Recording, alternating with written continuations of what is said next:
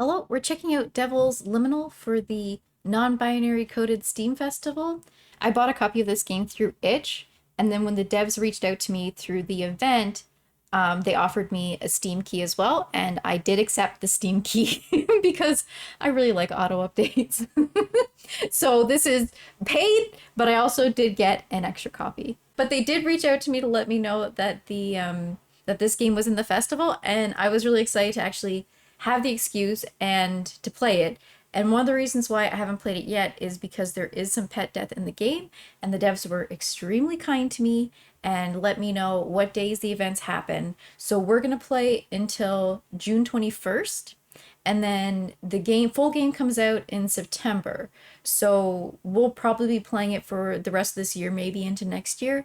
And I'm just going to, emotionally prepare myself for what is for what is to come, because it's going to take me a little while to play it. I won't lie to you, but I mean, if you can't wait, then definitely pick up the game. It looks so good, and I also want to flag here, they have so many accessibility options. Like these are just like standard, visual novel options. But we have like my dyslexia font for me, and here's the default pixels font, which looks really cool. And I might not have any trouble reading, but I figure let's just save me any trouble. We have like different background colors, and you can actually even change like how transparent the text box is. You can change the outline color and the outline size, and then the accent color. So I mean, like there's tons of options, and so hopefully, if you're like me and have trouble reading sometimes, this will help out. And then there's tons of audio and like testing, so you can see like what will work for you. So I'm really excited. This is Azor's folklore and also based on Faust. So I don't know anything about Faust. And a little fun fact about me is my mom is from the Azores. She's from San Miguel.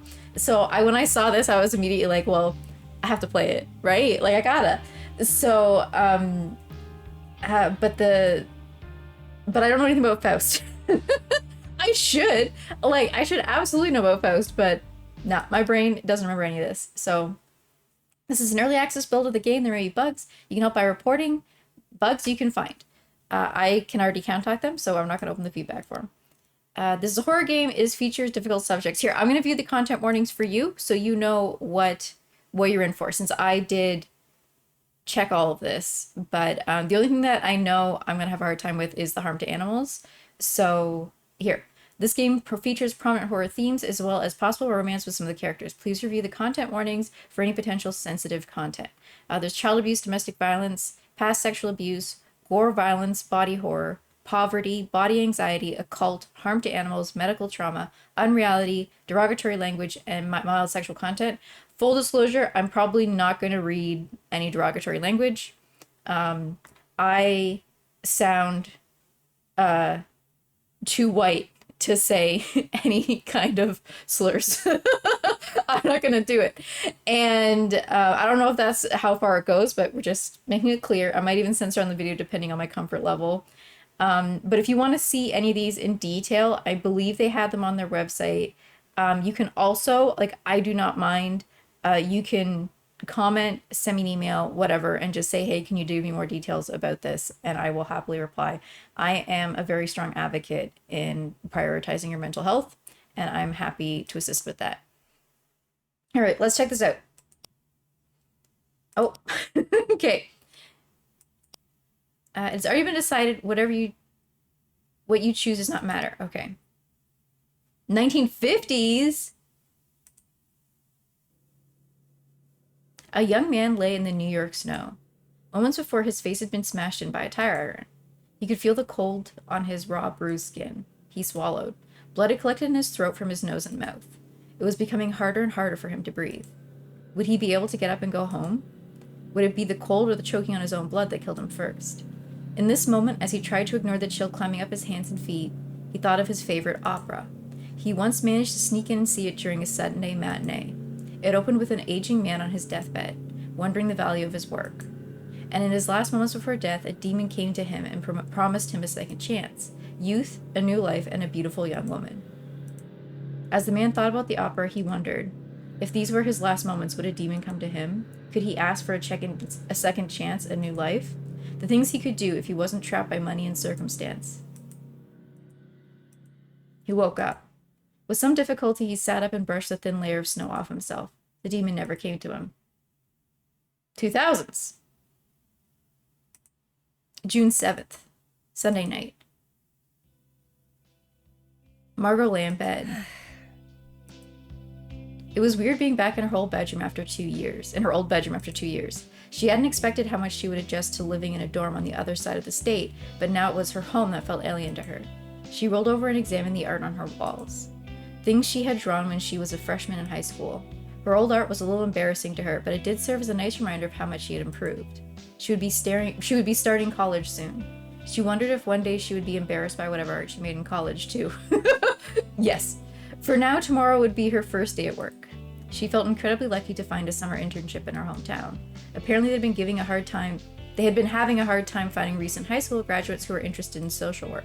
They told her it was the job that people were uninterested in, but Margot thought it might be that people wanted to leave town as soon as possible, like she did. Her phone started buzzing. The text surprised her. She hadn't told anyone she was back home yet. Lee, hey, heard you're back in town. Want to hang out tomorrow? I'll respond now. Margot considered whether or not she should respond. She was trying to make an effort to be outgoing. It couldn't hurt to catch up with Lee, right? Lee, sure, let's try to plan something tomorrow. I gotta head to bed now, though. Now that she'd at least given him an explanation, it felt safe to go to sleep. With those messages with me, I can't sleep with them being open. I have to reply. Monday morning. Even though she went to bed pretty early, Margot still felt exhausted when her alarm went off. She lay there for a while, staring at the ceiling, listening to the sound of the news and the television in the living room. After her snooze alarm went off a second time, she heard her mother knock on the door and walk in. Margot turned to look at her. Are you up for work? Yes. Margot didn't really move from the bed. She doubted she was convincing. It's pretty hot out today. Over 110? Oh, in that case, could I get a ride to work? No, I'm rushing out the door as it is. Okay. Once her mother stepped back out, she sat up and started rifling around her dresser drawers for an outfit. She wondered what it'd be like to walk to work. Margot's work wasn't too far from home, but the Arizona summer heat was oppressive. Hot air rippled off the asphalt in the distance. Margot imagined a scene from a Western movie. In the distance, a shape broke the pattern of the ripples. There was some sort of heap in the middle of the road. Huh? Margot narrowed her eyes in an effort to get a better look. What was it? When she realized she was looking at an animal, she rushed forward. She had only seen a cat outside once before. She knew they wouldn't survive long in this weather. After leaning over to see if there weren't any injuries, Margot crouched over to see if the cat was still breathing. The cat's belly slowly rose and fell. I hope I can move her without hurting her. Margot knew at minimum that the cat needed to get out of the road and needed water. Among the businesses near her new job, she remembered seeing a veterinarian's office. Margot never had a pet before and wasn't sure how the veterinarian office worked. Would they accept walk-ins? She took off her jacket and swaddled the animal. Work. Margot hurried to work after dropping the cat off at the veterinarian. She was afraid her boss would think it was a lousy excuse for being late to her first day. Fortunately, she seemed to be understanding. The start of the day consisted of orientation for the new summer interns and being shown around the veterans' home. It was a retirement home for elderly and disabled military veterans. After lunch and meeting more of the staff, the day was almost over. Margot's new boss waved her over for a chat. I noticed your eyes during lunch. Do you have heterochromia? Yeah. Very pretty. Thank you. I don't think I've ever met anyone with heterochromia before. Well, anyway, you're moving to California for college soon. Yes, in August. What do your parents think about you moving so far from home? Oh, it's fine. You're pretty brave. I ended up staying in Arizona for college. I wasn't able to live that far away from my family when I was 18.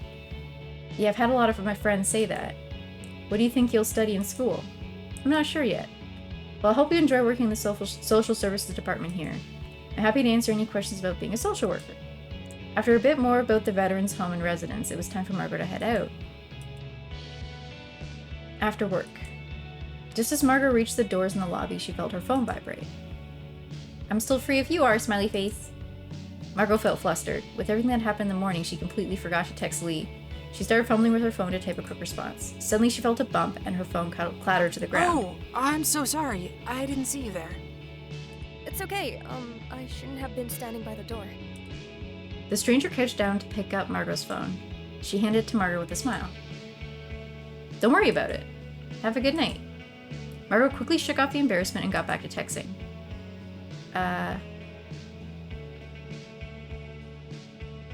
Let's meet up now. Sorry, I was really busy this morning and forgot. I can meet up now. Let's meet at the library. Library. It had been a while since she'd been to the library in her neighborhood. Sometimes Margot would meet up with her friend Nikki and walk around in the desert, then stop at the library to have snacks. On weekends, she would sometimes come along to read comics. Sitting there again felt nostalgic. Lee arrived a moment after she did. He looked exactly the same as she remembered. Hey, good to have you back in town. Margot smiled at him. Thanks. He sat down next to her and pulled a pack of cigarettes from his pocket. Thought you quit. It's hard, I keep starting again when I get stressed. She nodded a little as he lit one. So, where have you been the past couple of years?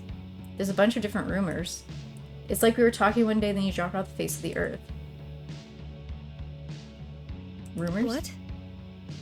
Rumors? Like what?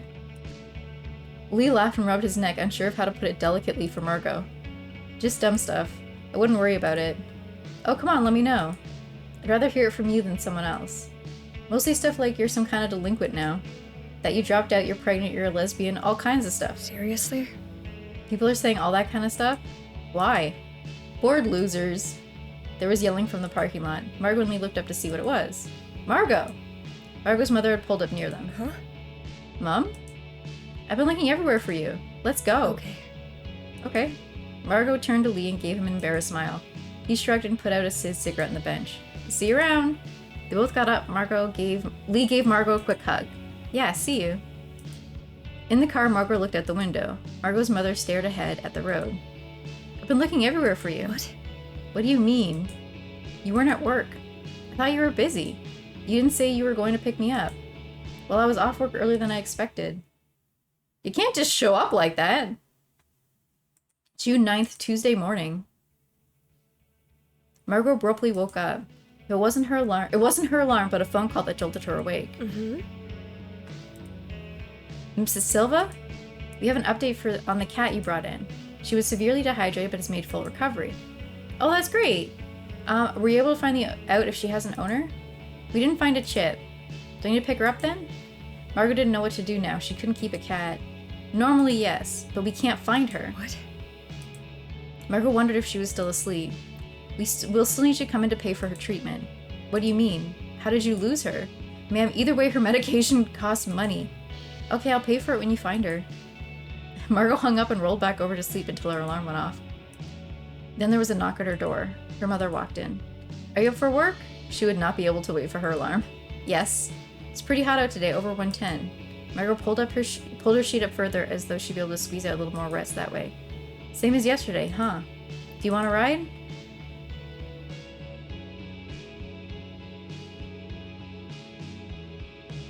No.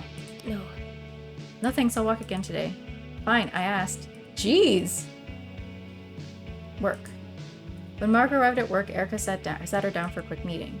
I did some thinking last night on what I'd like you to work on. I think it'd be a good idea for you to help me organize the residence files. She gestured over to the filing cabinet, cartoonishly stuffed with files poking out from open drawers. Obviously, the information in them is confidential, but take a look at some of the documents. I think seeing some of these files will give you a better idea of what the residents are like. Then maybe you can spend some time with them. Sure. Sure, where do you want me to start? Erica set up, showing Margot the files and what needed to be done. Once Margot got into the rhythm, Erica stepped out and left her alone in the office. Margot was glad it'd be a quiet day. She realized she felt nervous about the prospect of talking to the residents. What would they have to talk about? A knock at the door interrupted her thoughts. Hey. Excuse me? Oh, Margot looked up and put on a professional smile. How can I help you? I'm trying to find my grandma's room, 203. That's up on the second floor. Want me to show you? Yeah, sure. They walked to the elevator and rode up to the second floor. Margot couldn't help looking at her. Where had they met before? Didn't we bump into each other yesterday? Margot realized she had been staring and quickly turned away. Yeah, sorry about that. Don't sweat it. Did you start working here recently? I haven't seen you before. Yeah, I started yesterday. I'm just here for the summer. Oh, cool. Well, I'm planning on having lunch here. Want to sit together? Oh, yes? Sure. Are you sure? Yeah. Lunch. Margot wasn't sure if the girl was serious about her lunch invitation. Worst case, she figured she could sit by herself and do some drawing. After grabbing her tray, she looked around. There were various other visitors and staff scattered around. Sure enough, she saw the girl sitting at a table in the corner of the room. The girl looked up and waved at Margot. Margot walked over and sat across from her at the table. Hey, Margot. I wasn't sure if you were gonna join me. I came by to visit my grandma by myself today, so I was kind of dreading having lunch alone. She usually likes to nap around noon. Hey, What's up? what's your name? Oh, sorry. I got ahead of myself. The girl extended her hand out to Margot. They shook. Margot felt something like deja vu. I'm back. I'm staying with my mom for the summer, so I'm trying to find people to hang out with. I get that. Oh yeah, you mentioned you're just here for the summer too. Yeah, I just graduated from high school, now I'm working until college starts. Me too, well I'm helping my mom with work. I don't know if that counts. Sure it does. So your grandma lives here? What does she do in the military? She was in the Army Nurse Corps, she's pretty cool. They chatted for the rest of lunch. To Margot, Beck seemed so animated and excited to meet her. As they talked, Margot started to feel a little less afraid of being home.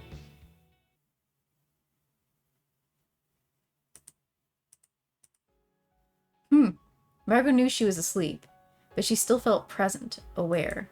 Was this a lucid dream? She had read about them before, but she couldn't remember if she ever had one before. She sat up in her bed. How funny. The first time she has a lucid dream, and it takes place in her bedroom. Oh. A girl sat at the foot of Margot's bed. Listen, She didn't recognize her. I need your help. My help? What's going on? I am trapped. I'll show you how to help me. Why me?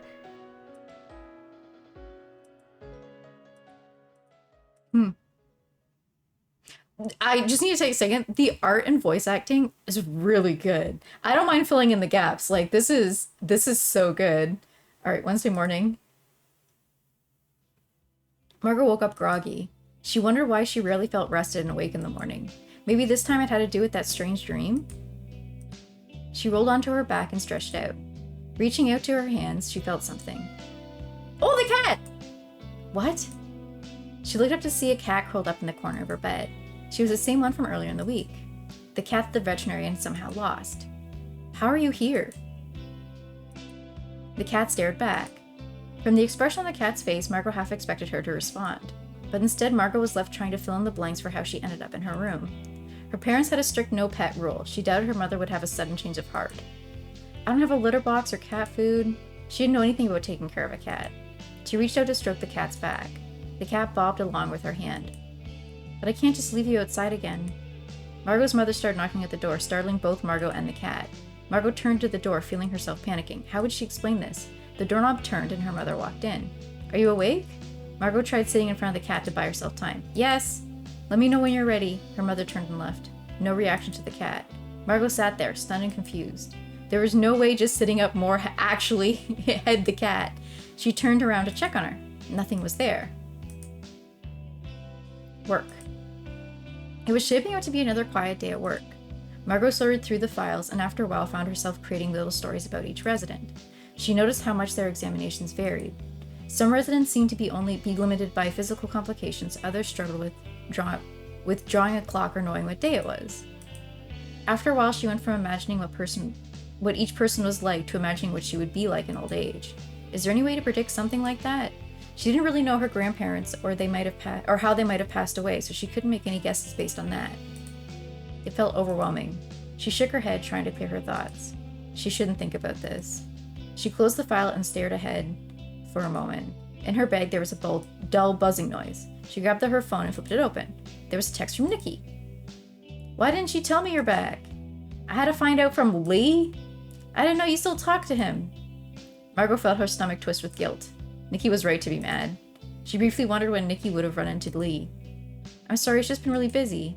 Getting ready for college and working? It's only going to get busier. We gotta hang out now while we can. Ha, you're right. We could go to the mall this weekend. Have you been? Have you been? No, it opened while I was gone. Cool, let's do that. Great. Great, I'm excited. I'll see what day I'm free. I'll try to be social. After work, when Mara got home, she thought about her conversation with Nikki. She realized she hadn't really checked her messages, email, or anything since she got home. She had no idea if any old friends had been trying to reach her. She logged in and scrolled through some updates. A lot of it seemed to be about trips to beaches and lake houses, dorm shopping with parents. She felt a small pang. When she glanced at her new messages, there was a message request. How? She didn't recognize the name, but she couldn't help being curious. Is your dad Victor Silva? Helen, I think we might be related. Margot reread the message. Then her gaze shifted to the name and image. She kept trying to figure out who this woman could be, if anything about her was familiar. Nothing came up. Maybe she could ask her mother? She wanted to get something from the kitchen anyway. In the living room, her mother was on the couch. Her mother anxiously leaned forward in her seat as she watched the show on the television. It was a VHS recording her mother made of a soap opera episode. Mom? I have a quick question. Her mother waved her hand at Margot and paused her show. You know, I'm watching my show. It only takes 45 minutes. She hit play again, signaling that the conversation was over. You can pause it! Margot continued to the kitchen. Feeling pretty tired, she put together a sandwich. She carefully inspected the bread, making sure ants hadn't gotten to it yet. After eating it in the kitchen, she quickly washed up the dishes and went back to her room. Thinking about the message, the cat, the text with Nikki, Margot started drifting off to sleep.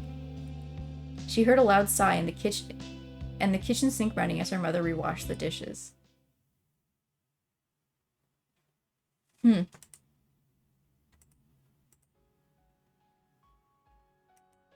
It's important that you don't get distracted.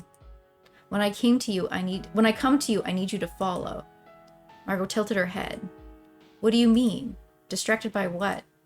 Frivolous things. There was so much Margot wanted to ask, but she knew she didn't have much time. What's your name? She looked at Margot, considering her answer. Clara. That's a pretty name. And you're not a ghost or something, right? No. I'm as alive as you are. I think getting the name is the most important. Thursday morning. Margot, hurry up and come to the living room. Margot instantly woke up at the sound of her mother's voice. What's going on? I need to tell you something very important. Okay. Margot threw her clothing on as quickly as possible, wondering what could be so urgent. She rushed out of her room. What is it? I won't be here tonight, so be sure to lock up and turn off the stove before you go to bed. Okay, what's up? You needn't worry about that. Okay. Bad vibes before work. While walking to the veterans' home, Margot wondered where her mother could be going like that night. Her mother had never spent the night out before. Her parents didn't really have friends they'd visit. What if she had started dating? It had only been a couple of months. She needed to stop thinking about that stuff anyway. She noticed a bush down the road rustling. There had been construction lately, and Margot didn't want to find out if there were scorpions around. She quickened her pace. As she passed the house, she heard a noise. A faint meow. She turned around and saw a familiar friend in the middle of the sidewalk. Hey! You're everywhere, aren't you? The cat came up closer to her. Margot kneeled down to scratch her head. You keep running off. Do you live around here? The cat stared. Maybe I shouldn't expect a response from a cat. Never stop me. Margot stood back up. I'll see you later. I need to get to work. The cat lay down in the middle of the sidewalk, staring at Margot as she walked away. Work. Margot looked out the window. It looked a little overcast, so Margot decided to go for a walk during her lunch break. Out in the surrounding neighborhood, there was an abundance of oleander bushes in front of the homes. She remembered when she was little and being cautioned about how dangerous the plant was. There was so much from her childhood she couldn't remember. The most random of bits and details would occasionally surface. She had forgotten the faces of any of her old friends, but she remembered begging her mom to let her cross the street when walking to the bus stop so that she could avoid even accidentally touching oleanders. She briefly thought about the weird things happening since she got home. That girl in her dream. The cat that seemed to disappear and reappear out of nowhere. Margot's phone started vibrating in her pocket. Margot pulled it out and flipped it open. Hey, yeah, are you free after work today? I think so, what's up? We could hang out at the park or something. Did Margot have the energy to hang out after work? It would be fun to do something new, but she had some other things in her mind. Was there any way she could learn more about the mysterious girl? Or more realistically, find out who the cat belonged to? This is a tough one because I'm invested in the cat storyline.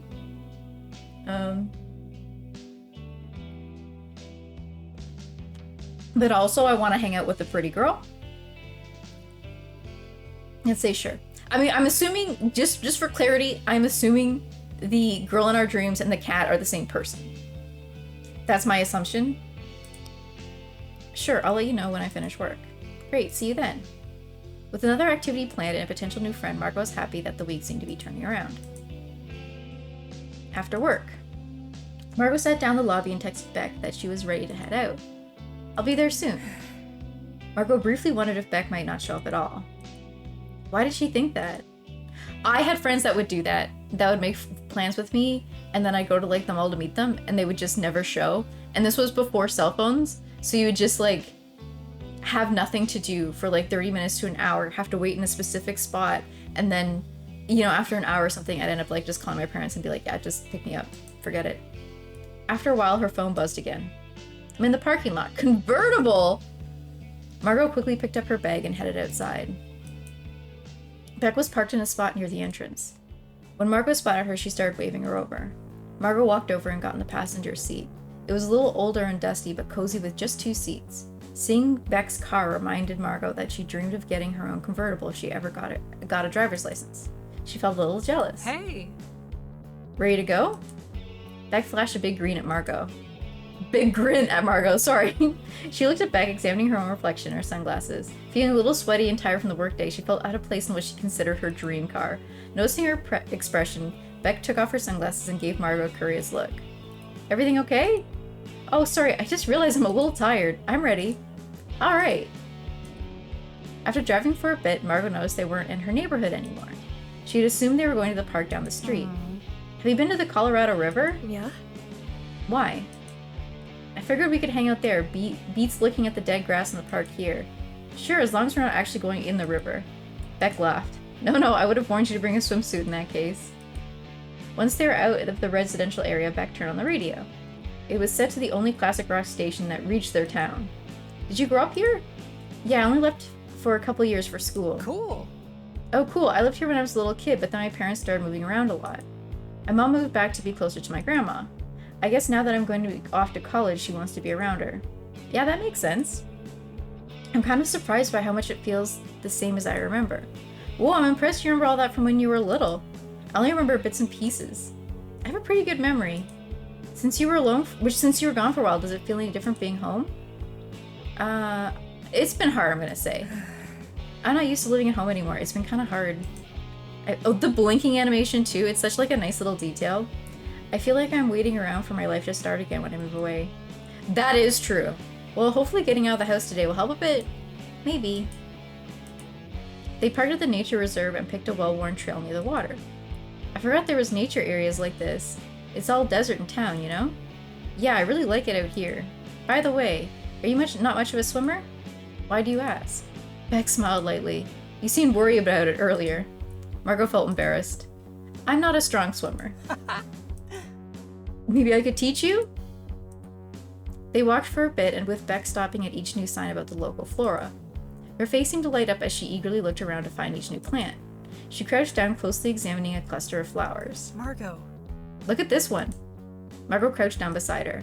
It was unfamiliar white and purple flower. Is it another kind of paintbrush flower?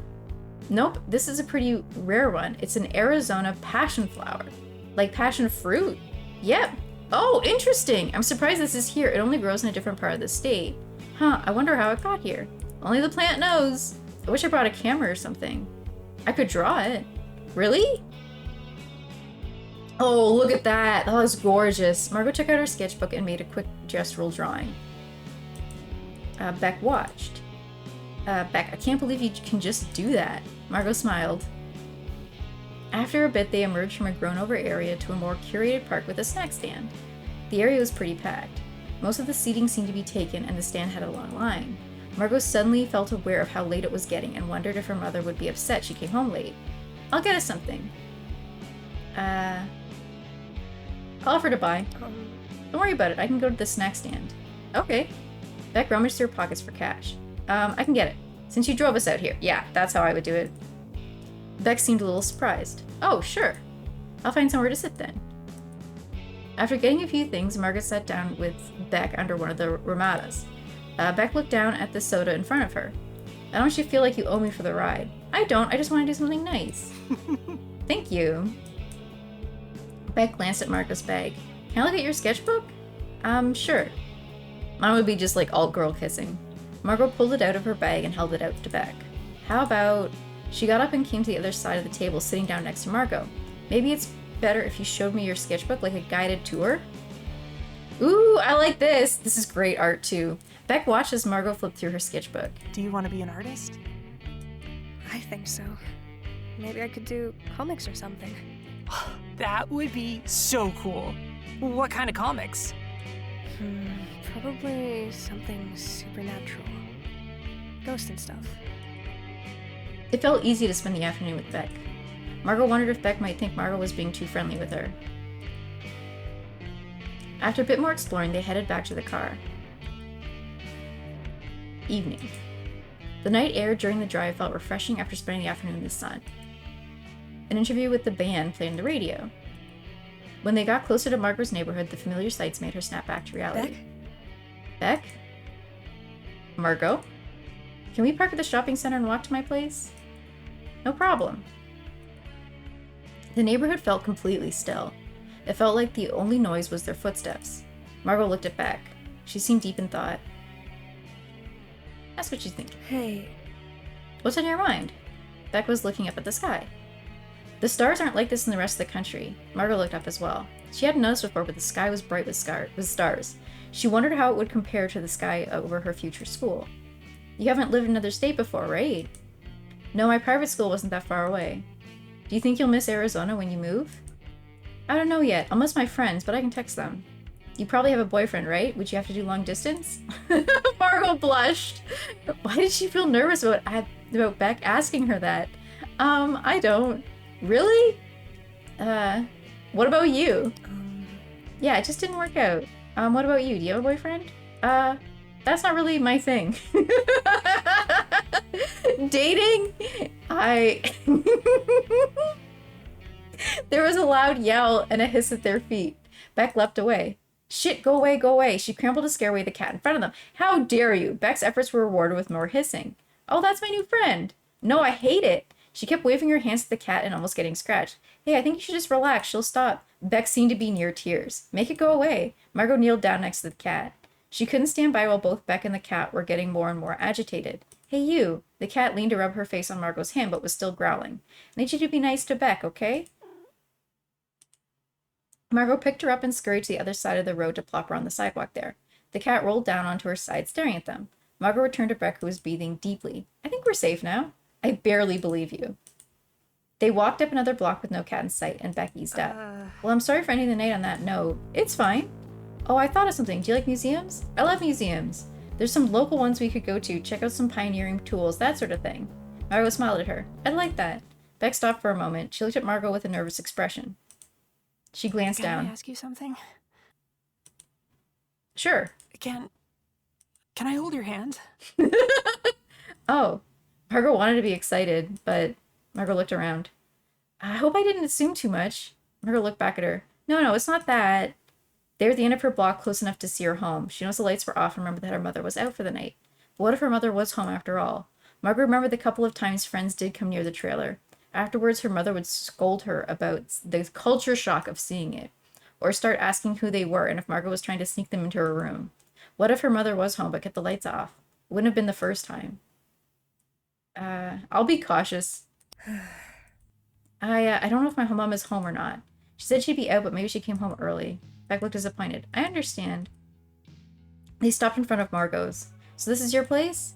Margot wasn't sure what Beck would think, seeing that Margot lived in a trailer. Yeah, sorry for making us walk. It's fine, I get it. You're embarrassed of me. No, nothing like that. I'm just not sure if my mom is home but has the lights off. Beck repeated Margot's statement to herself.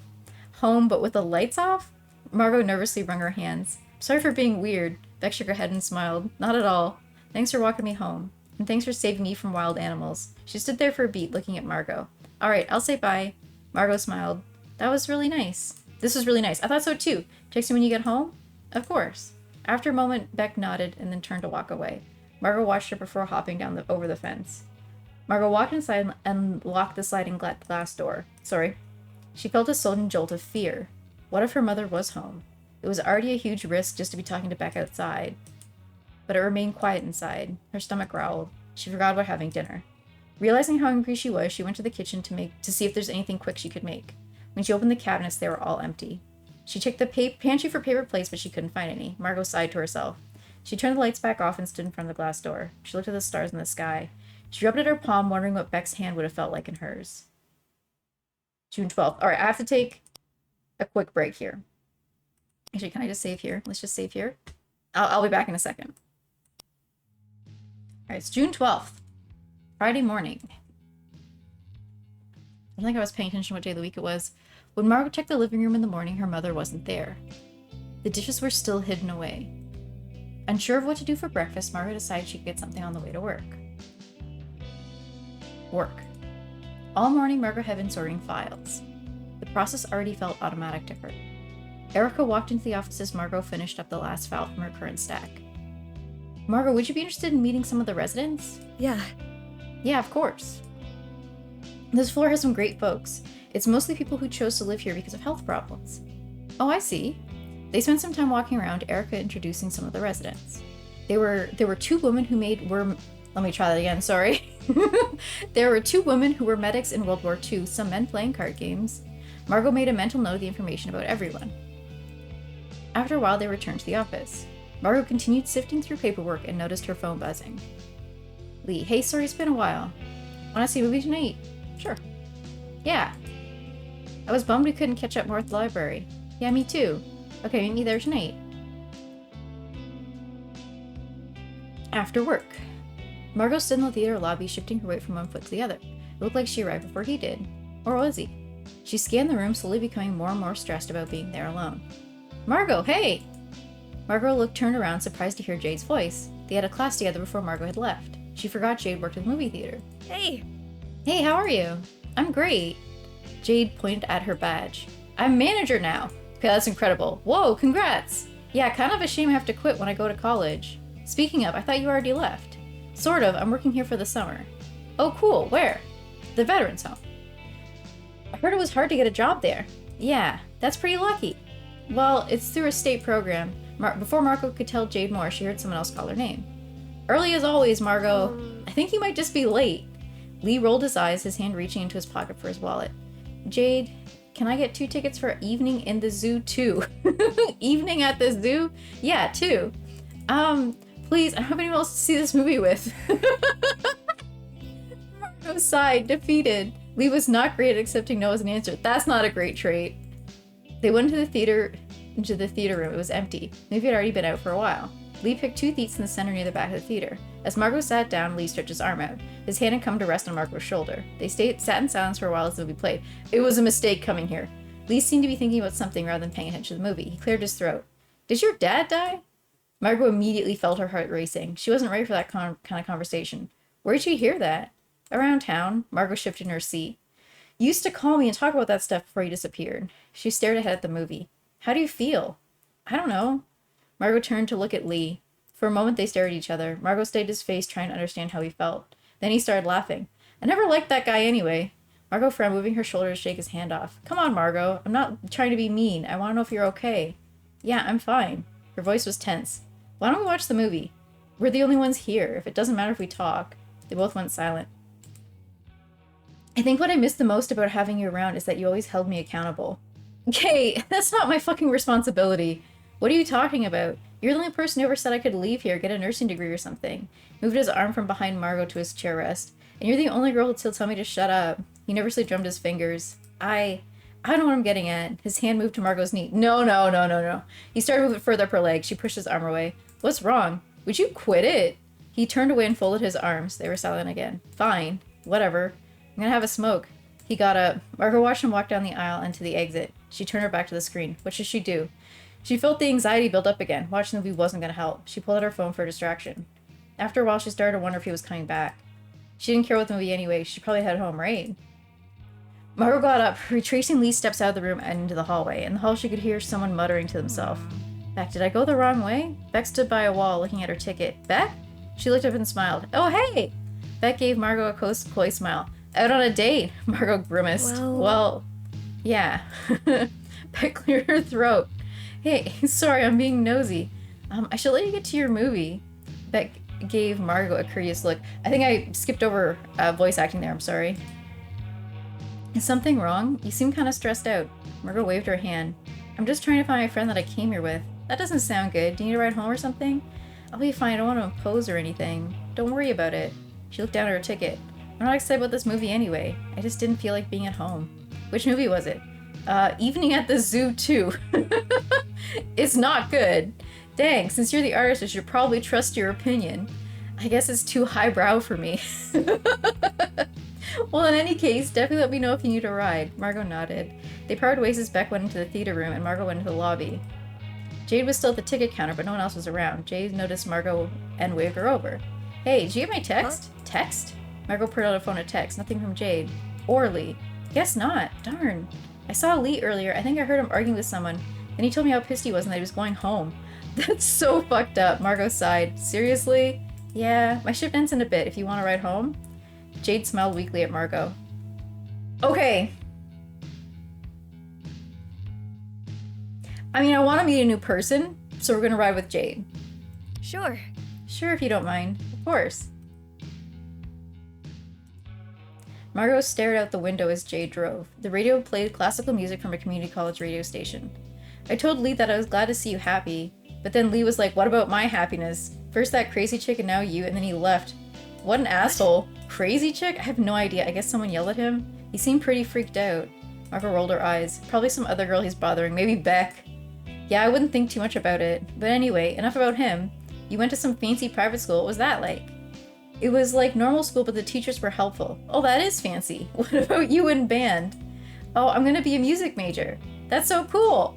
As Jade chatted about college with Margot, she felt a huge weight off her shoulders. Margot realized this was an unexpectedly nice way for the evening to end. June 13th morning. I definitely want to like go through and try the other routes, but we're just committing to this one. We'll just see where things go. Margot finally had a morning where she woke up feeling rested and ready for the day. She quickly threw on some clothing and went to the kitchen for breakfast. Is there still no food? However, in her good mood, she forgot the dishes were gone.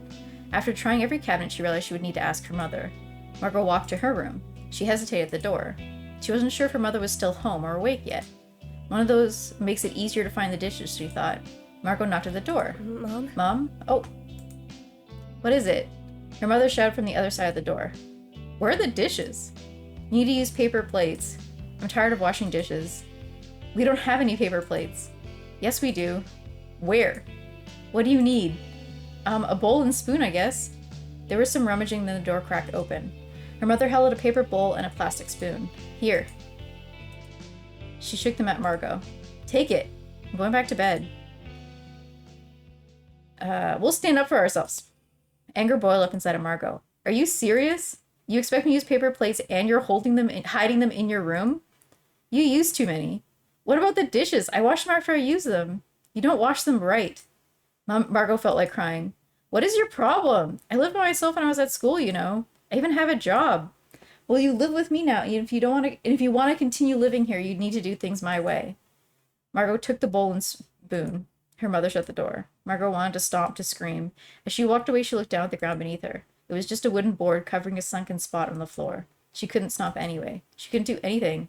She kept thinking about how different things were just a month ago in her private school. How different they will be in a couple of months from now. She just had to wait it out. Margot shook her head. She needed to distract herself. She needed to focus on getting ready for work and leaving. If she just stayed focused. Outside. Walking to work, Margot noticed the streets were particularly empty. She got to work just to be faced with a near empty parking lot. Only a few people were there. She checked her phone. It was Saturday. She had gotten up early and fought for a bowl, and she didn't have to work that day. Looking around the empty lot, she felt drained. She thought about what to do. She'd already dressed and outside, so she headed to the park. Maybe some time alone would be nice. Hoping for a cat encounter? Margot found an empty spot to sit at the park. She pulled out her sketchbook and flipped to an empty page. It felt a little bit like she was in elementary school again, sitting at recess hoping someone would come and join her. She looked out over the landscape trying to think of what to draw. Do I get to choose? Next to her there was some clattering. The cat jumped up on the bench! Hell yeah. Hey friend! Margot reached out to pet her, but the cat dodged her hand. She hopped down and started circling the bench, pausing to stare at Margot. Something about the cat's expression unnerved Margot. It felt like a person was staring at her. Do you need something? She continued to run a few feet back, pause to look at Margot, and then come back. Do you want me to follow you? Margot started packing her bag and got up. The cat immediately ran ahead. Margot followed. They left the park, going further and further into the desert. After a while, Margot started to worry, looking around for scorpions and snakes. In the distance, a bit ahead, she saw something. As they kept approaching, she started to make out what it was. The cat stopped beside it, looking at her expectantly. It looked like an old rusted car from the 80s. On the exterior body, Margot could see holes in it. She wondered if they were bullet holes. This is great. I love this art. The cat pawed at the door. Did the cat want her to open the door? Do you have kittens in there or something? It looked so rusty, Margot was skeptical it could be opened. Margot thought of her dream. I will show you how to help me. Margot shook her head. What could be the harm? The cat was frantic, circling around Margot and rubbing on her legs. Alright, alright. I really love when games do this, where they give you a choice, but they only give you one. It's so good. Something, maybe morbid curiosity, compelled her. She grabbed the handle and tried to force it open. It was stuck, as expected. She put more force into it, bracing a leg against the side of the car. Eventually it opened, sending Margot toppling to the ground. Ow. She got up and brushed herself off. The cat had already jumped into the car and was nudging at something. Margot got closer and leaned into the car. A large leather-bound Bible lay in the driver's seat. The cat was desperately pawing at it and meowing. At first it looked like a normal Bible. Margot picked it up and looked at the first page. Okay, that seems... This isn't great vibes. Oh, my Latin is not good. Redus succat dies, scientes bonum et malum, was written in careful flowing script. A large unusual symbol was drawn over the remainder of the page. It was a hexagram with details that Margot couldn't quite make out. She started flipping through it. In the margins there were handwritten notes. The notes didn't look like they were about the Bible passages at all. Instead, the writing was strange. Origins of the world, recipes for things she didn't understand, instructions on how to deal with creatures she'd never heard of before. It felt terrifying. It reminded her of some of the books in her father's shed. After flipping through a few pages, the cat yowled. Margot stopped and looked at the notes on the page. To understand the voice of an animal, must be bitten by the animal. Oh! Placed blood on a music box and while the music plays, the animal will be able to speak if they wish to. She muttered the instructions to herself, looking between the page and the cat. I don't think I had my volume up high enough. I might have skipped over some of that dialogue. Can I click back? While the music plays. Okay, here, hold on. To Gotta make sure I got it. Well, I'll edit this if not. To understand the voice of an animal, must be bitten by the animal, placed blood on a music box, and while the music plays, the animal will be able to speak if they wish to. She muttered the instructions to herself, looking between the page and the cat. Huh? Is this real? Is this real? Oh. At least I can just mute myself. The cat stared at her. This has to be a coincidence. There can't be a cat showing me how to make animals talk. I'm trapped. Could it be related? It seemed too supernatural.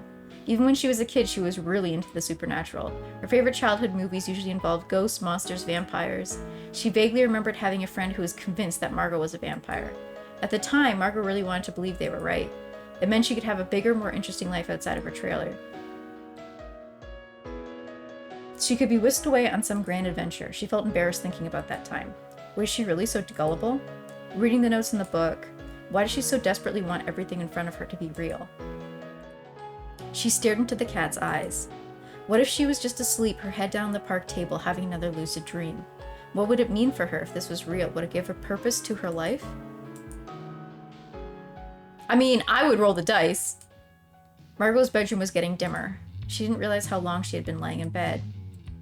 Her phone buzzed. She picked it up, rolled onto her back, holding the screen over her face. Nikki, is tomorrow good for the mall? Sure, what time? Around 12? Okay. Nikki used to be notorious late all the time to everything. Margot wondered if her habits had changed and when she should actually expect Nikki to arrive. She put her phone down and rolled back onto her stomach, continuing to read through the notes in the book. Okay, June 14th. Sunday afternoon. Nikki hadn't changed. It had been over an hour since Nikki said she would be on her way. She lived within walking distance, and Margot started to regret not meeting at her place. Margot texted, but Nikki hadn't responded. She considered the logistics. What if she started walking now? She started sketching, but still felt impatient. She thought about going back inside, but didn't want to interrupt her mother watching soap operas. After a while, Nikki pulled up. Nikki's car was a worn cream color with slightly torn seats. It always seemed to smell like burning rubber. Nikki pushed aside some old fast food trash from the passenger seat. Margot hopped in. Nikki, it's good to see you. Yeah, same to you. They both leaned over to hug. I don't think you'll be impressed with the mall. Why is that? Honestly, it's kind of small.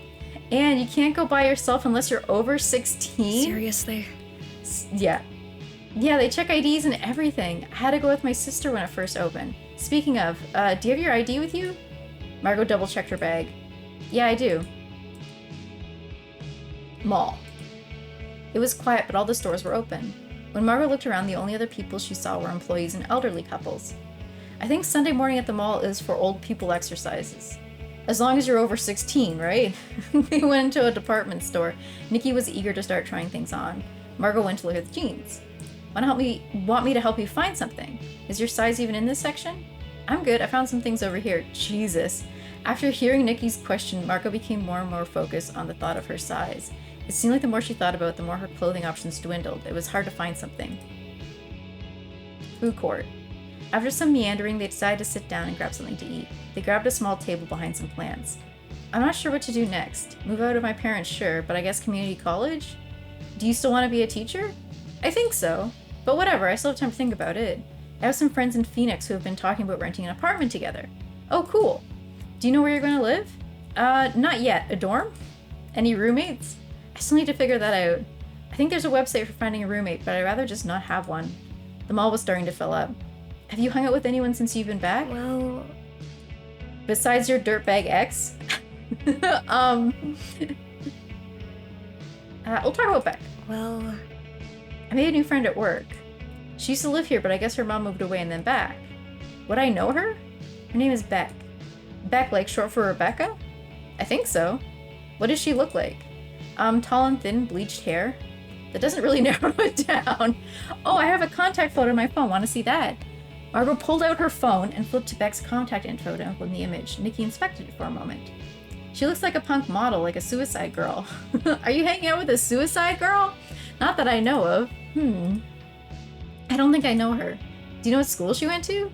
Nope. They went quiet for a moment as they started digging into their food. Oh, okay, we can ask about the cat. You still have a lot of pets, right? Yeah. Do you know much about cats? Of course. I found this weird cat the other day. All cats are weird. This one seems to follow me around a lot, and I think sometimes she gets into my room. Isn't there still a hole in your floor? Yeah. Maybe that's it. Maybe she had kittens under your place. Yeah, I thought about that. Margot thought about how to word the next part. Nikki used to go to church a lot, and what happened still felt like a wild dream. I feel like she's trying to show me something. Probably the kittens. I mean, like, do cats like collecting stuff? Do they bury their toys? No, you're thinking of dogs. Oh, I think this cat is doing that. It's probably been around a lot of dogs then. Evening. Margot stood in front of her mirror looking at the jeans she purchased earlier in the day. The mirror had a large crack in it, so Margot had to shift around a bit. I don't know if it said what year this was set, but I remember being in high school and being like low-key obsessed with like the Suicide Girl models. She had a pile of shirts sitting on her bed to see what went with her which jeans. Looking at the mirror, she thought about her conversation earlier with Nikki. She decided to text Beck. Hey, what school did you go to when you lived here? What if we were in class together, lol? We were? In kindergarten. We used to play together all the time. Wait, seriously? Yeah, we were dating, ha ha ha. I thought you were a vampire. I wondered if that's who it was. I should be narrating what I'm thinking more. So it was Beck who thought she was a vampire, and she vaguely remembered kissing someone on the bus. Sorry I didn't mention it sooner. I figured you didn't remember or recognize me. My name was different, and I'm not a 5-year-old boy anymore. Oh, cool! I don't blame you, but I wasn't sure how to bring it up. Sorry, I didn't mean to put you on the spot. It's pretty cool that we're friends again. I remember... let's do the vamp bus memory. I remember you were my first kiss. You asked me on the bus if I wanted to be your girlfriend. Very romantic. We never talked about breaking up, right? Guess that means we're still dating. LOL, I guess so. We touched scraped knees one time. Things are pretty serious between us, ha ha ha. I feel like I've been thinking about more when I was a kid. Maybe because you're going to college soon to be an adult? That does make sense. June 15th. Okay, hold on, my phone went off. I'll be right back. Okay, June 15th. Monday morning. Margot's alarm hadn't gone off yet, but she felt awake. She tried to move to check her phone, but something was on top of her. The cat was back in her room, sprawled out in her chest. She thought about what Nikki suggested. Was the cat living under her floor? Margot turned her head to look at the gap between the intact floor and the slab of wood covering the hole in her room. Margot had always been afraid of it, thinking that cockroaches would crawl in. In comparison, a cat was much better. Margot remembered the book. She glanced down at the cat still laying on her. Are you here to remind me? The cat stared back. What if the cat really was that girl from her dream? What if she really did need help? Margot thought of the passage in the book. If she could find a music box, she could see what happens. The music box, and her blood. She was stuck on the idea of her blood being involved in the mix. She didn't know if she was sick or not. She didn't know how to get tested. Margot continued to lay on her back, staring up at the ceiling. In the other room, she could hear her mother watching the news. It sounded like something about a string of grave robberies. Does that actually still happen? Apparently, people in town were worried that it was for a satanic cult. Margot thought about the other things she would hear about in the news, like stories about UFOs in Phoenix. Maybe it's just people who want the world to be a more exciting place? Was she any different from them? Margot absentmindedly pet the cat. What if you really can talk? What would you say? Feed me, probably. And while there was after a while, there was a familiar knock at her door. The cat jumped off her bed and disappeared before Margot's mother opened the door. Are you up for work? I can't drive you today. Okay. You really need to learn how to drive. How? Ask one of your little friends. She left the room. Margot got up and got ready. She realized she needed to ask her mother for help with getting the music box. In the living room, Margot's mother was in front of the television. Mom? Do you have a music box? Why? I read an article about them recently. Oh. Do we have a music box? Check Danny's pawn shop. Who's Danny? There were only a couple of pawn shops around, so Margot figured she could find out which one that was. I went to the door ready to head out. Why not have your little friend in the convertible teach you how to drive? Margot left. Jesus! After work, it was time to start her pawn shop mission. She stopped by the one closest to home. Margot went inside. The pawn shop had a typical dusty, mothball smell of a secondhand store. Around her were cluttered shelves of old cameras and novelty knives under glass displays. She kept thinking about how cagey her mother was with the details. Danny owns a pawn shop. Margot couldn't help but sigh deeply at the thought. He must be this secret boyfriend that she's been visiting. Margot didn't want to interact with him, but knew she had to. As she was lost in thought, the shop owner came out from the back room. He had a little "Hello, my name is badge" on his chest with Danny written on it. Let me know if you need help finding anything. Okay. Thanks. Margot couldn't help but analyze him on the spot. He's not ugly, and he's a business owner. Maybe it's okay? Danny stared back. You look familiar. Have you sold anything here before? There was a pause as Margot mulled over what to say.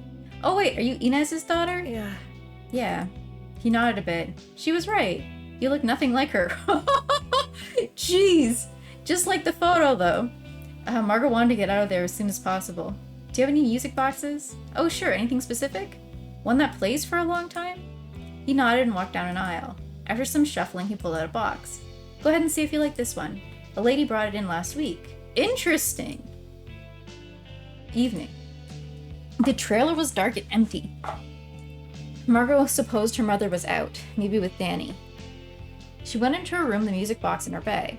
She briefly glanced at her reflection in the mirror. Danny was right, she didn't look like her mother.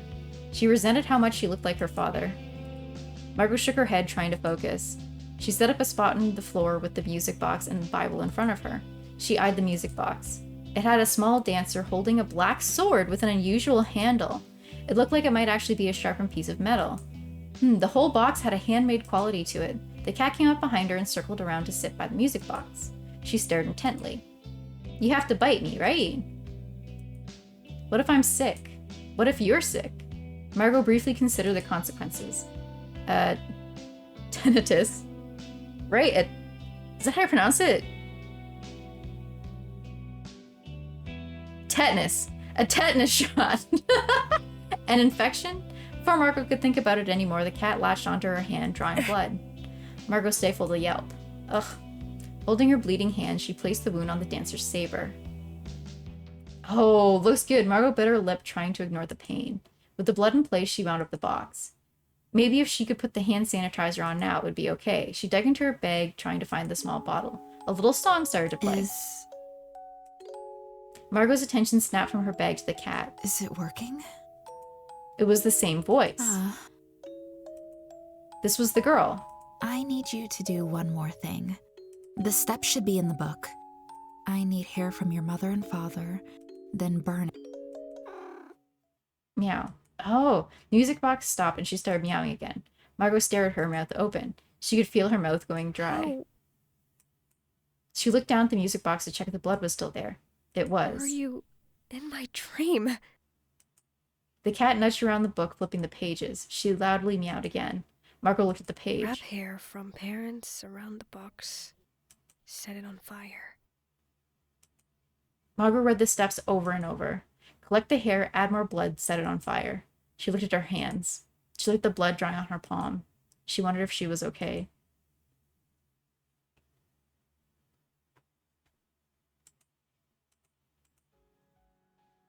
It was happening again.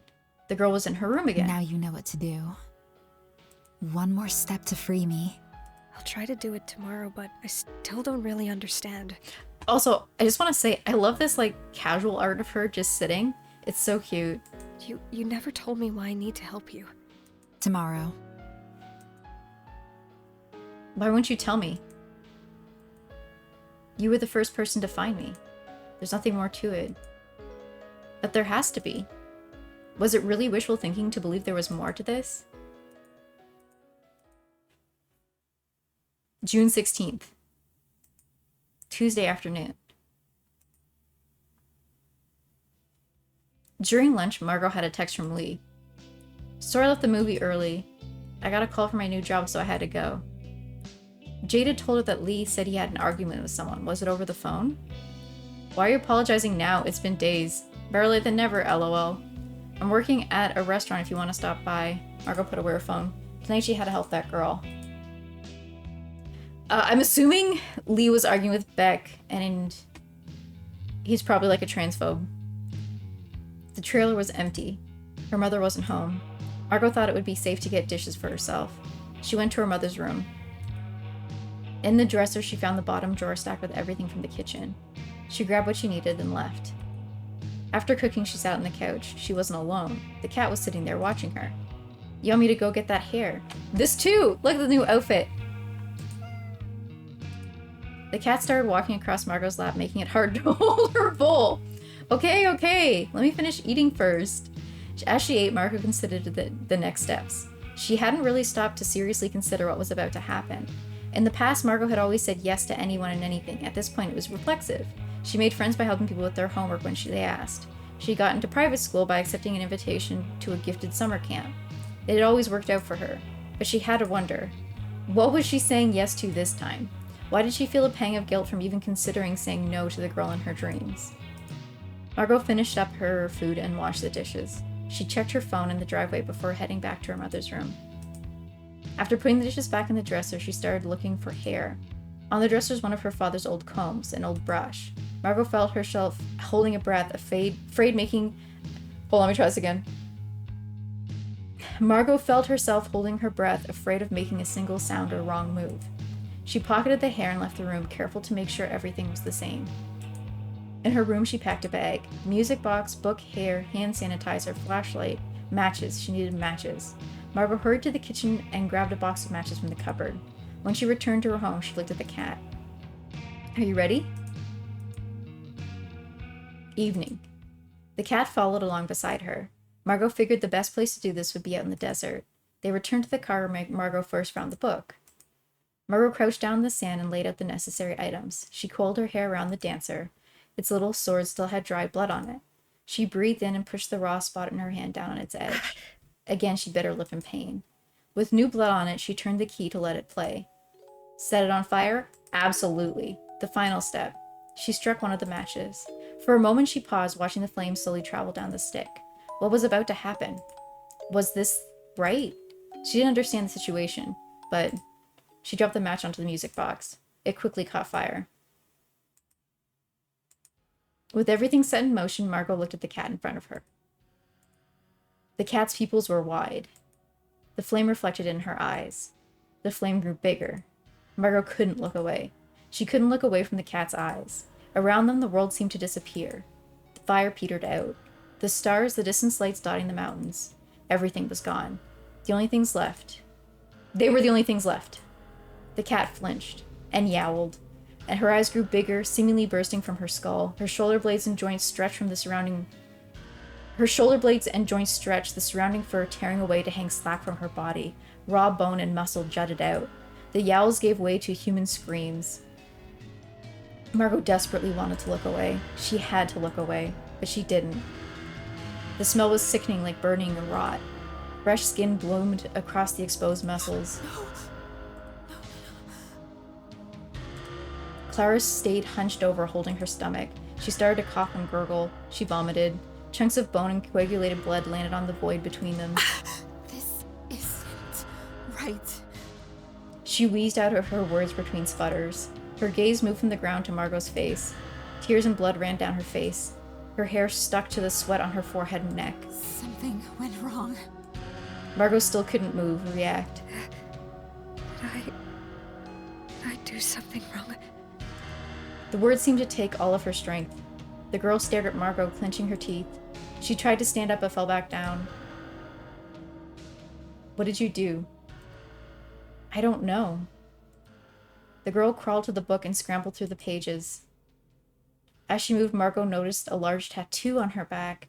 It was the same thing as the symbol in the book. Clara's eyes darted across each page. This can't be right.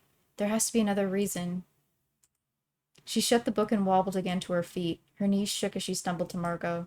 Margot wanted to move away as the girl placed her hands on Margot's shoulders. Margot could still smell the blood on her. She closely inspected Margot's face. She turned away and started slowly walking. We're heading back. Margot came back to her senses. Wait, but you're... The girl shook her head. No one else can see me. Thanks to you, I hardly exist. What? Night. The lights were still off.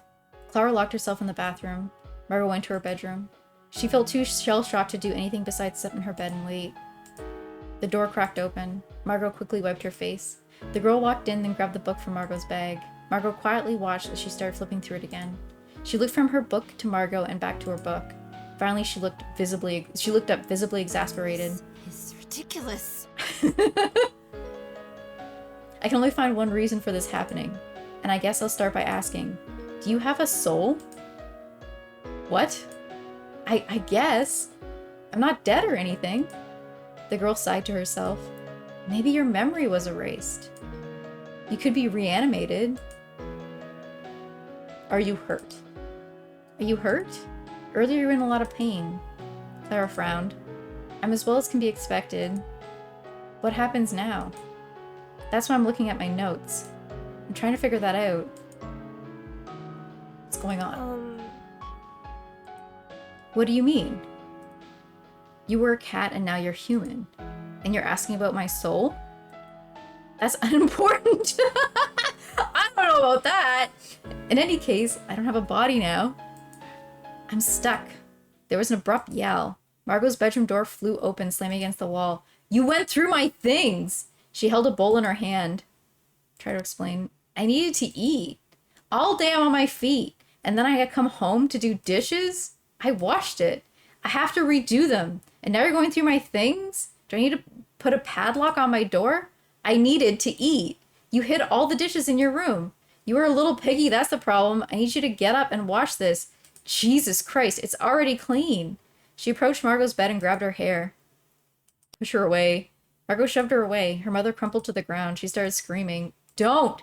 You lay a finger on me. You're 18 now. Next time, I will call the police. Then you're out of here. She got up, clutching the bowl. You can kiss college goodbye. She slammed the door shut. In a daze, Margot collapsed onto her bed. Her scalp throbbed. Her ears were ringing. Through the thin walls, she could hear the sink in the kitchen running. The sound of her mother cursing over and over under her breath about what would happen next time. All Margot could do was wait for it to end. Clara was gone again. Just like when she was a cat. Okay, June 17th. Wednesday morning. In the morning, Margot quickly got ready. There was no sign of the cat, or was it Clara now? She wasn't hungry. She rushed past her mother in the living room and headed to work. She didn't want to give herself a moment alone with her mother, or time to think about the night before. So did she get accepted into college and she just can't pay for it? I know like in the States it's a lot different than here. Work. She had to keep her mind off of things. She had to compartmentalize. Thinking about the blood, the screaming, she couldn't let herself lose focus. Forcing herself to forget about her troubles is what got her into private school after all. She sifted through the paperwork. Her free hand combed through her hair, finding more loose clumps. Oh my god. She didn't realize how hard her mother had pulled her hair. A sizable amount piled up the floor next to her. Would it leave her with a bald spot? With yet another permanent visible scar? Another thing she needed to distract herself from. She closed the file on the desk. Maybe she could try talking to a resident? Margot and Erica sat with one of the residents in the lounge. Gina, this is Margot. She's helping me out for the summer. Oh, nice to meet you. I don't know if you've heard about this, Margot, but Gina's receiving a Congressional Gold Medal next month. What's that? It was the highest civilian award. She was in the WASP program. Gina waved her hand. Margot politely smiled, not wanting to ask 2 questions in a row. Erica, you've bragged about me to everyone here. It's impressive. It makes you a celebrity. Gina chuckled. I just did what I had to do. Margot shyly listened as the two bantered. After work. Lee, come by. No. Fuck off. We're not talking to Lee. The restaurant. You never told me the name. Why didn't you say something? Holy shit, she was conflicted. She went home. Maybe she could talk to Clara again. She could find out what was going on. However, she didn't want to be around her mother. Maybe if she spent enough time out, her mother would already be gone or asleep by the time she came home. Oh no, it's not worth it! Margot walked into the restaurant. It was a small hole in the wall near work. She looked around and found Lee sitting at a booth. He nodded at her. She breathed in. Hopefully he'd be in a better mood today than he was at the movie. She sat down across from him. I was starting to think I got stood up. Sorry again for leaving early. How about sorry for fucking touching me, dude? Lee grumbled to himself. There's some crazy chicks out there. Holy shit. I thought you left because of a work call. Lee shrugged. I'll make it up to you. I'll get dinner, okay? I get a discount. Okay. Margot, leave! They ordered their food. How's your job going? Fine, I talked with a resident today. So you gotta hang out with people all day? Sounds easy. I don't think that's fair. This is your first job, right? You know how hard it can be. Holy shit. I think I'll have to quit this job pretty soon. Why, didn't you just start? Yeah, but I don't think I'm getting paid enough. And they want me to take drug tests. I don't want to deal with all that. Their food arrived. They sat in silence. Lee briefly looked up at Margot. Why do you keep messing with your hair? Her hand was still running through her hair, pulling out more loose strands. She folded her hands in her lap. I'm just tired. Margot wanted to change the subject. Looking at Lee, she noticed he was wearing a necklace with a pentacle on it. Is your necklace new? Yeah, I got it at a head shop that opened a month ago. What's a head shop? They have a bunch of crystals and stuff. Huh. Like new age stuff? Was that what happened with Clara? Was it magic? Are you into that now? Maybe you should start going to church with me again. You can't have a pentagram and also be going to church, right? I'm just wondering. Speaking of, I found a weird Bible. Why? You don't tell this guy that. How is it weird? It has a bunch of handwritten notes in it. Well, if it's a Bible, it can't be anything that weird. Margot picked at her food, pulling it apart. Thankfully, he's stupid. I guess not. Are you still living at home? For now, yeah. I got an apartment. Margot smiled. You've been trying to get one for a while, right? Yeah, I finally saved up enough for her to deposit it. Margot's mind wandered from home to Clara. Maybe that store would have something that could help Clara? Clara needed Margot to get a music box in the first place. Maybe there were some things she needed, for a spell or something that would fix whatever happened. How was it real? Was any of it real? You'd come over after this. No. No. Check out my new place. No. Margot grimaced. She's right. Maybe another time. No. Evening. Margot came home and went straight into her room. She wasn't happy about how dinner went. Lee's wallet went missing after she said she didn't want to see his apartment. What a prick. But she did learn something useful. Never see fucking Lee again. Margot. Margot jumped in surprise. Hey. You're back. I can't go very far. Well, I had an idea. Oh? Apparently there's a store here that sells crystals and things. Maybe I could see if there's something useful for you? Like when I got the music box for you. Clara furrowed her eyebrows. I'll say I want to help. I want to help. Oh? It seems like something... I don't feel... It seems like something bad happened to you. It seems like something bad happened to you. You asked me in that dream to help you, right? So that's what I want to do. So then I owe you? No, nothing like that. Clara paced around the room for a moment, thinking over what to do. The first thing I need to do is see if you even have a soul. Get a clear quartz disc. Okay, get a clear quartz disc from that store of yours. And I need an instant camera. Interesting. Okay. Clara stopped in front of the door. That's enough for you to start with. Let me know when you have the materials. With that, she was gone. June 18th. Thursday morning. Margot needed to focus on work, but her mind kept drifting. She knew she needed to get the quartz for Clara, but why? How would she have or not have a soul? How did that work? All Margot could think of was fairy tales about people selling their soul to the devil. She sighed to herself. After what she had seen this week, maybe those stories didn't seem so outlandish. There was a knock at the door. Heya. Hey! How's work? Hi. Good right now. Do you need help? Not really.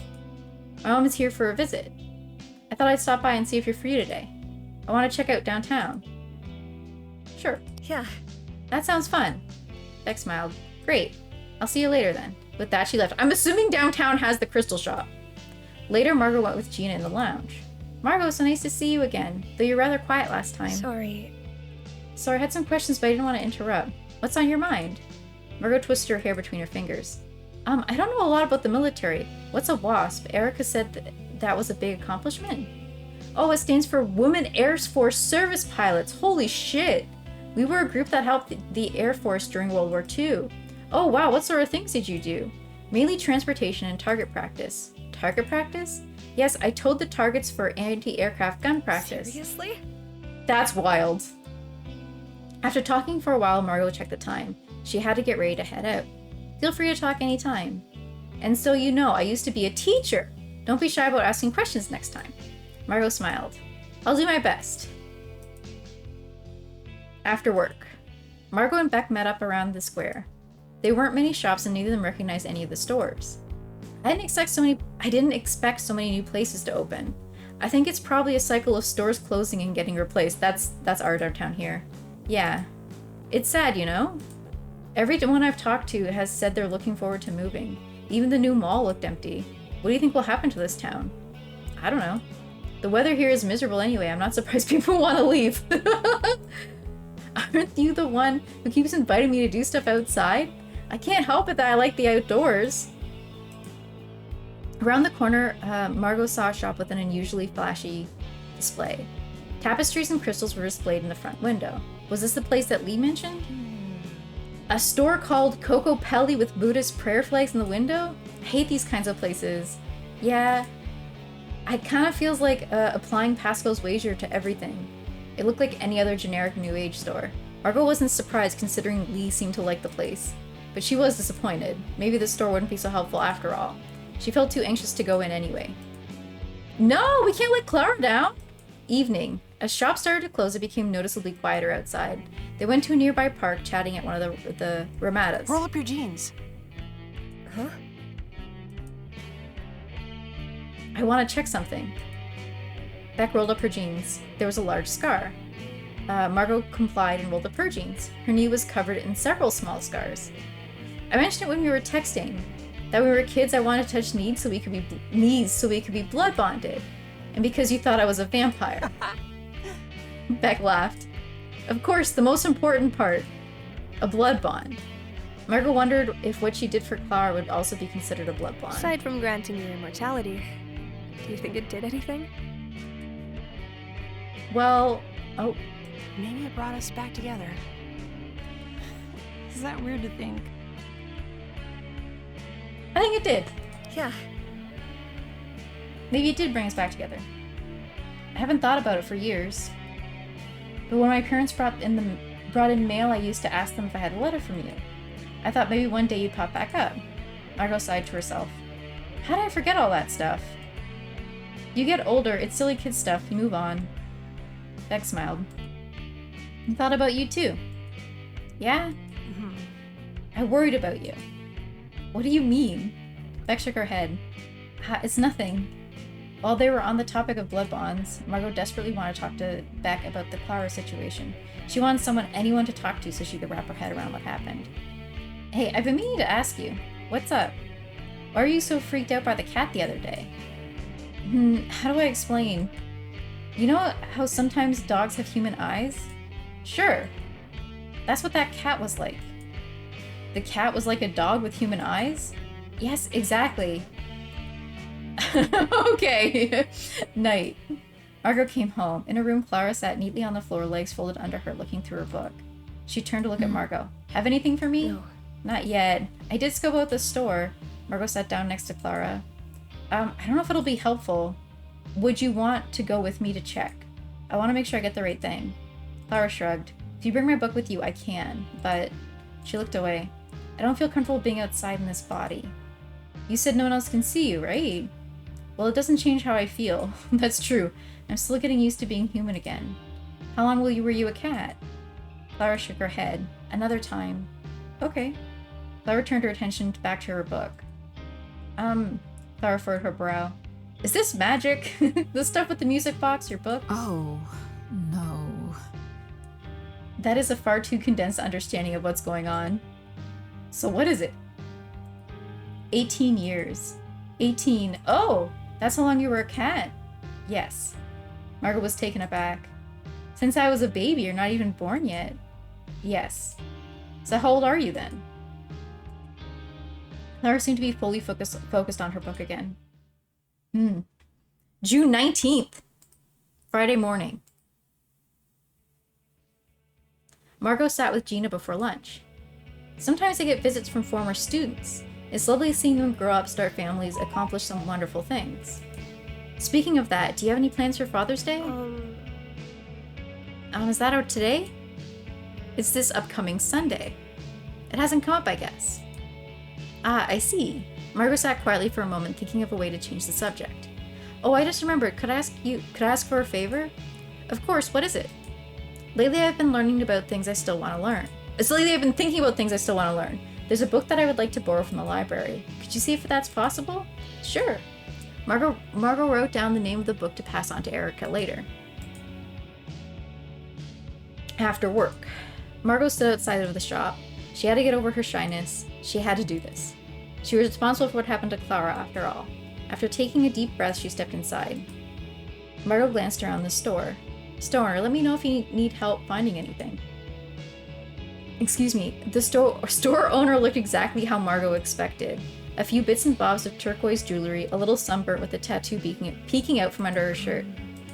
She glanced around. She didn't immediately see what Clara needed. Did she even know what quartz looked like? Do you have clear quartz in a disc shape? I'll check. I don't usually get such specific requests. It's for a craft project. The store owner nodded and went back to the check. Margot shifted from foot to foot. She glanced around.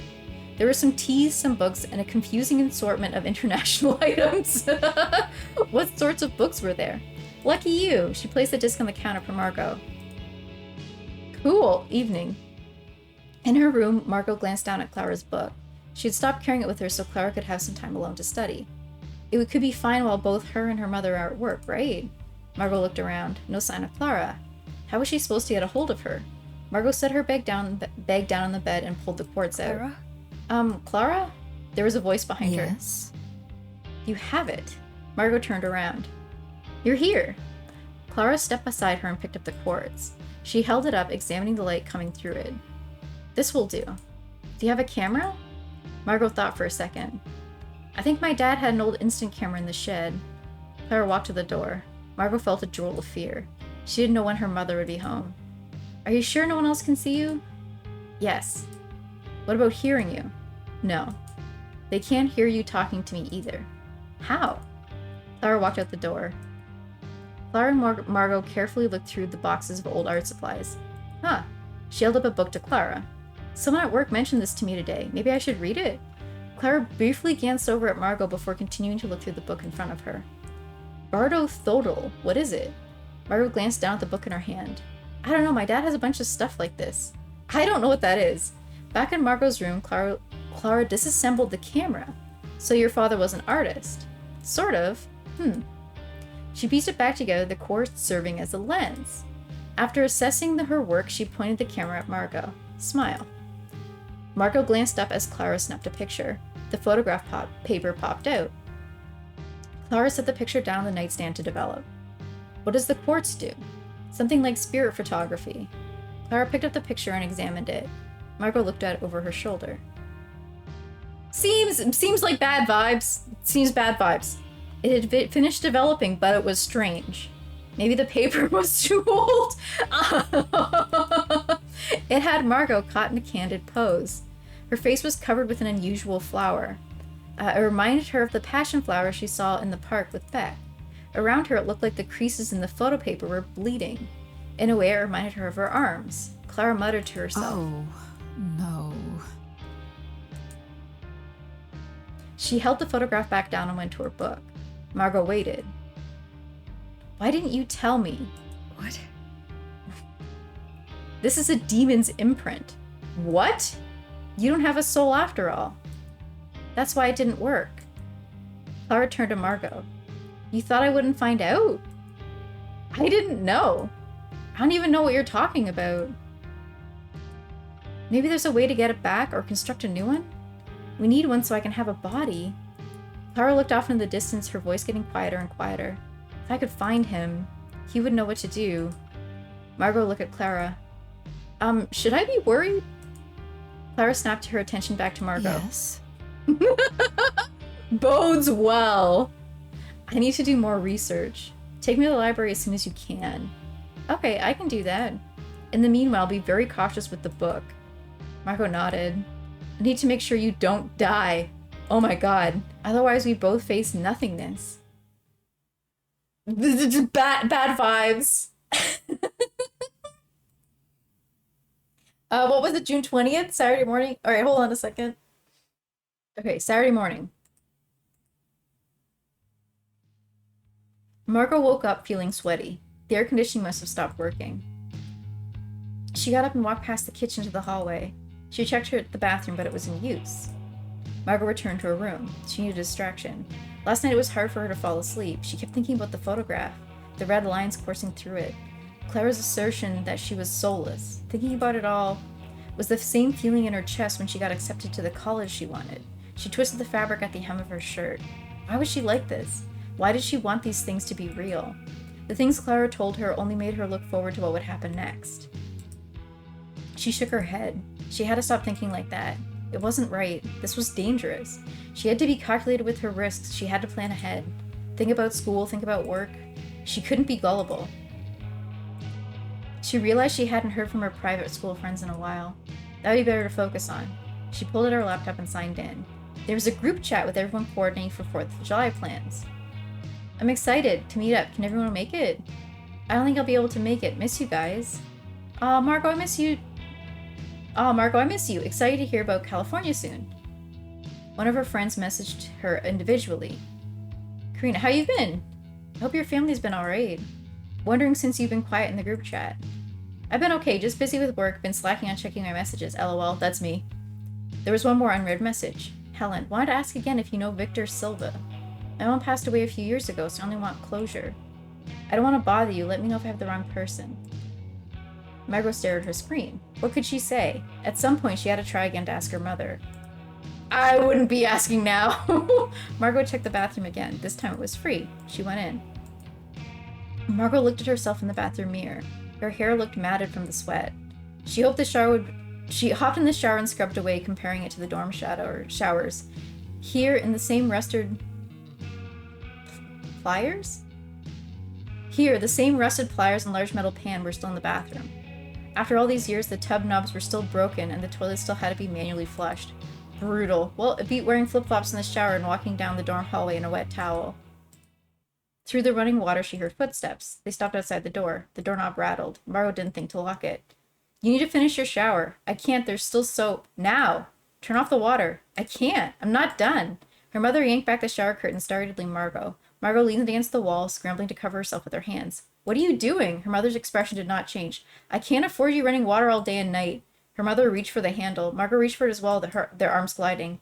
The pliers slid off the edge into the tub, jabbing into her foot. So, you're back to your old habits. This is your last warning. If you hit me ever again, I will call the police. Blood trickled from her foot, mixing into the water. Her mother looked down, lip twisting in revulsion. Clean that up. I'm not touching that. What the fuck? Noon. She couldn't stay here. She couldn't stay here. I could go for a walk. She couldn't stay here. I could text someone. Margot carefully placed a bandage on her foot. Clara mentioned wanting to go to the library, right?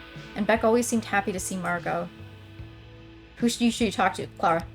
Margot was apprehensive about talking to Clara. They didn't seem to get along, but if they were going to be around each other for a while, Margot had to try to find some common ground. Maybe this would help.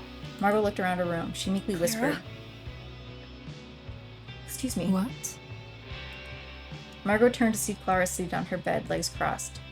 Can we go for a walk? We could go to the library. Clara looked away for a moment, considering it. She nodded. We can. Afternoon. Clara carefully placed a pile of books on the table in the library study room. Margot looked up from her sketchbook. I don't know what I expected. Not a lot of useful information. Yeah, I didn't expect the library to have a dedicated occult section. Clara sighed. She sat down and flipped through the first book. There were books that the star went to for the quartz. We could check there as well? Yes. Margot quietly drew as Clara read next to her. Hey.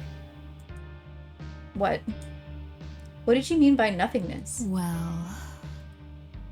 Nothing can truly be destroyed. Just like everything else, souls are a sort of energy. But if a demon has it, then they're using that energy. So you won't be able to move on to the afterlife or the next life. Okay. How am I not dead without one? What is this energy? Most likely the demon is simply allowing you to stay alive. That it's an amount of power over reality. Typically everything has the same amount of energy, but there are beings who can collect it. The more they have, the more power they can manipulate reality. The more they can manipulate reality. Does that clear things up? Not really.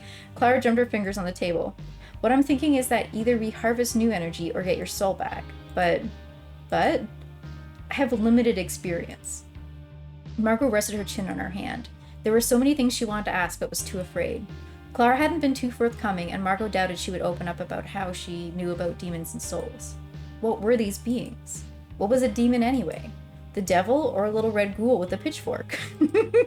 She still felt skeptical that any of this was real. You still haven't told me exactly what's going on with you. There isn't much to tell. I needed a blood bond with a human to be a human. Margot jotted down some notes beside her drawing. Maybe this was something she could look up on her own. There was a knock at the window of the study room. Margot turned to look. Jade stood there, bag was slung over her shoulder, waving to Margot. She gestured to the door, and Margot nodded. She came in. Hey!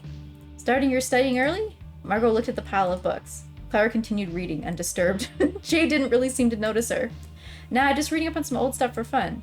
Oh, what about? Margot looked at the pile. World religions. Anything cool? Just a lot of stuff that's new to me. What are you up to?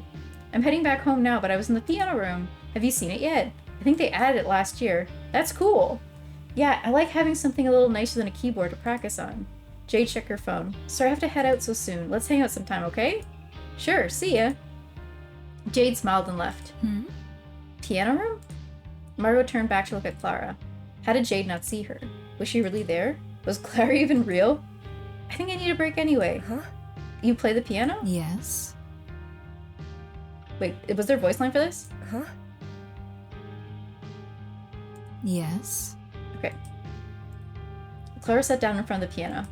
She tentatively tapped out the keys. It's been so long. I don't know if I can still play. Doesn't hurt to try. I guess not. Clara slowly put her hands in position. She played something to warm up a bit. It was noticeably jumbled. She let out a frustrated sigh. This is so annoying. It's okay. I can't play any instruments, so anything is impressive to me. Is that so? Yeah! I can sing, but not that well. How did you learn the piano? How did you learn the piano? My mother taught me. She expected me to put on a performance. Interesting. For who? People at church. How did you learn to sing? I took a couple of classes when I went to private school. I wanted to try sooner, but my parents didn't like hearing me sing at home. I started drawing instead since it's quieter. I see. That's depressing. She tapped at the keys again. How about I play a song and you I play a song and you sing. I like that idea. Clara started playing a bit. Margot listened, trying to figure out the song. Is this Twinkle Twinkle Little Star? Clara gave Margot a look. You said you're bad at singing, so I wanted to give you an easy one. Oh, and not because you're relearning the piano? That's not how the lyrics go. Okay. Twinkle, twinkle, little star. Clara played the song a few times. Each iteration was an improvement. Margot looked over, noticing Clara smiling to herself as she played. What was Clara's life before, Margot wondered. Why did she leave it all behind? Clara ended the last playthrough with a small flourish. That was pretty good. Yes. I'd like to come back and practice. We can do that. It was a relief to Margot to see that there was a more relaxed side to Clara. When everything else was resolved, could they still be friends?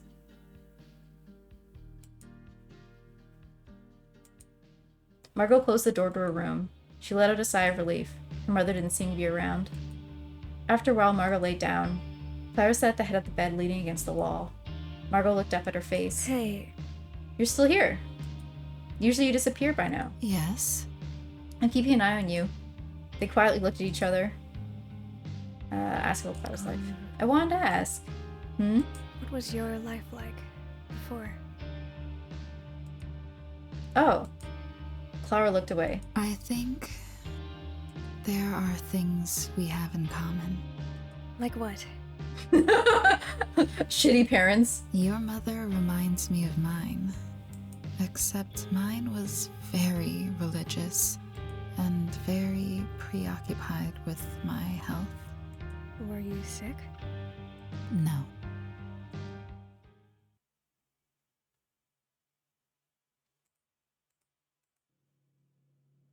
Another strange dream. Margot wondered why she suddenly had so many lucid dreams. She thought it had been because of Clara, but she didn't see her this time. Examine. Living room. The other difference is that this time Margot didn't feel like she was simply sitting up in her room. Excuse me, this was the living room. It didn't feel like the actual place. This one was larger, distorted. The lights were off, but the curtains on the door and window were open. By moonlight, Margot could see the details of the room. There was the sound of crickets in the distance. Were her parents around? Hello? Mom? Dad? Margot shook her head. Out of habit, she called for her father. Will that ever change? Margot lightly pushed at the door. She expected it to be open, but it wouldn't budge. She tried the doorknob. It endlessly twisted round and round as though it was broken. She couldn't figure out a way in. Was her mother here? Or a dream version of her? Margot went to her mother's room. She tried the knob. It wouldn't move at all. She tried pushing the door. Still nothing. Mom? There was no response. Margot went into the hallway. She turned the knob to the bathroom door. Her tentative touch seemed to be enough for the door to open. Unlike the living room, it was dark. I don't like this. The window was eerily bright but did not illuminate the space. Alright, we're looking in the bathroom. I don't like it, though. All the other doors seemed to be closed. Was she really having a dream about being all alone, locked up at home? Let's try a turn on the light. Margot slid her hand along the inside wall, searching for the light switch. She felt a familiar shape and flipped it. The light bulb buzzed, flashed for a moment, and popped. Oh, I hate that feeling. There would be no light. I guess we're stepping inside. Margot looked closer and stepped inside. Oh, something about the shapes in the bathroom seemed strange. There was the sink, the tub, the toilet in their usual spots, but something was blocking the tub. Are you in here? Margot squinted her eyes. But for some reason, Margot always felt uneasy about the bathroom. When she was little, she used to think it was because it was haunted. She noticed a strange smell. It started off musty, but the smell developed into something horrid. Margot held her hand to her nose. Bloody, or maybe like rotting meat. Margot felt cold. She stepped back. Who's there? I'm gonna ask for Dad. Dad? There was no response. I don't like that it's lighting up more. Mom? There was no response. Hello? Margot kept backing up. There was pressure in her ankle. She looked down. Fingers. Raw, pulsing fingers wrapped around her ankle. She yanked her leg away. She needed to run. What was that? What was in the bathroom? Its grip tightened. It pulled, slamming her to the ground. She reached out, clawing around for something to hold onto. Her arms scraped against the plywood on the floor. She held onto the doorframe, trying not to get dragged into the bathroom, into the tub.